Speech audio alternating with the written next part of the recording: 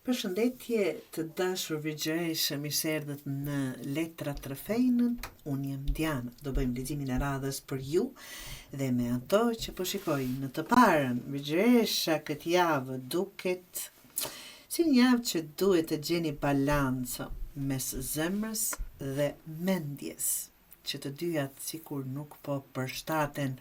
Çfarë po mendoni që po ju thotë zemra ose e kundërta?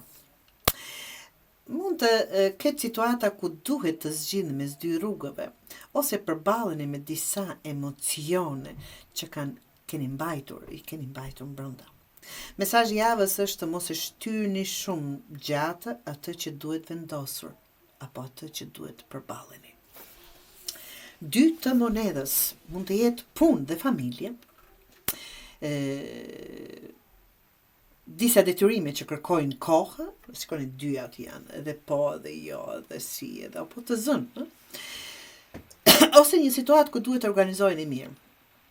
Kjo letër në fakt tregon balancë dhe menaxhim të disa gjërave njëkohësisht, shumë punë.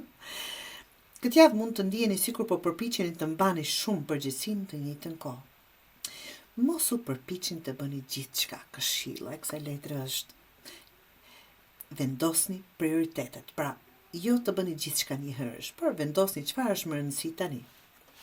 Kalorësi i kupës sjell një energji emocionale ose një situatë që lidhet me ndjenjat. Kupat janë emocione.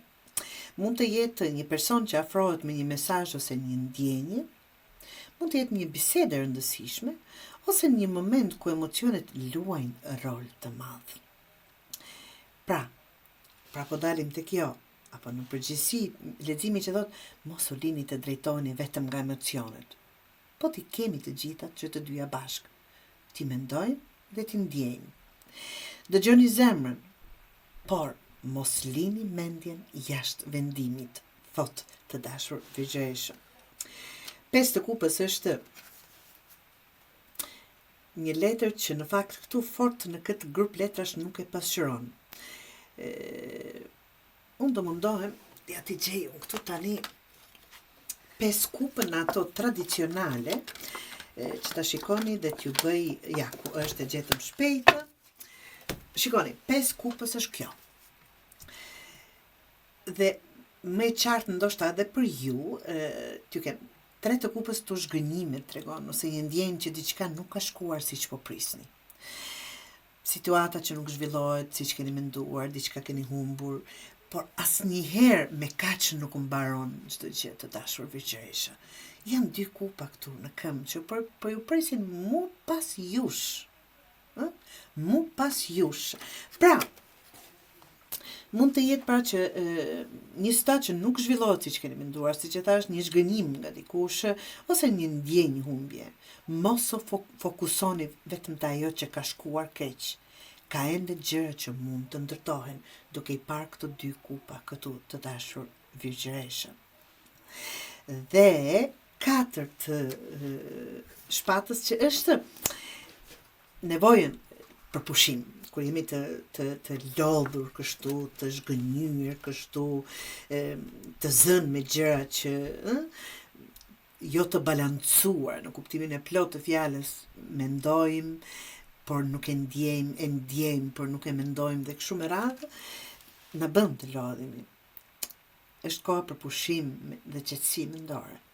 Mund të keni pasur shumë mendime, shumë stres kohëve të fundit. Dhe çfarë mund të ndodhë? Nëse jepni vetes pak kohë për qetësi dhe reflektim, do të filloni të shihni gjërat shumë më qartë. Do të filloni të shihni që po, kush është ai që nuk ka dështuar në jetë? Me njërin apo tjetrën gjë. Po filloj nga vetja ime, absolutisht. Kam dështuar, kam gabuar, absolutisht, që do të më duhesh ndoshta një gomë e madhe në jetë për t'i fshirë, po s'është e mundur. Çfarë mund të bëjmë të dashur vigjeresh? Të shohim që ja ku janë mundësitë mu pas nesh. Ato çfarë kanë ikur, ato çfarë kanë, nuk duhet të na rrëzojnë, të na lodhin, por të ecim përpara. Çfarë është me rëndësi, thot mos e mbani gjithë barrën vet leximi juaj. Por apo brenda vetes atë barën emocionale. Ka gjëra që duhet t'i pranoni dhe t'i lini pas për të pasur më shumë qetësi dhe për të ecur, për të mundur të kapërceni këtë situatë. Mos u fokusoni pra vetëm tek ajo që ka humbur. Ajo që ka mbetur ende mund të ndërtohet, jo vetëm të ndërtohet, por në një diçka shumë më të mirë se ç'ishte, të dashur Bygjesh.